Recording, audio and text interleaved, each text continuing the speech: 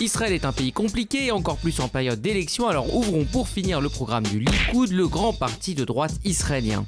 Et depuis le milieu des années 90, qui dit Likoud dit forcément Bibi Netanyahou, Premier ministre de 96 à 99. Il se retire après un premier mandat pour mieux revenir aux commandes du pays en 2009. Premier ministre né après la création de l'État d'Israël et ex-ambassadeur à l'ONU, Bibi, 65 ans, brigue donc un quatrième mandat, le troisième de suite à la tête du gouvernement. Les adversaires du Likoud aiment à dire que le programme du parti de droite pour cette élection 2015 se résume à continuer comme ça, ni plus ni moins, sans rien proposer de nouveau. Croissance, chômage à un taux très bas, baisse des attentats suicides, Bibi défend bec et ongle son bilan. Mais face à la pression de ses concurrents et les critiques, le Likoud a dû faire un peu plus et avancer des arguments et même des propositions. Par exemple, pour faire baisser le prix du logement, Bibi a une idée, faire déménager dans le désert du Negev tous les grands centres militaires pour libérer de l'espace et construire des logements dans le centre du pays.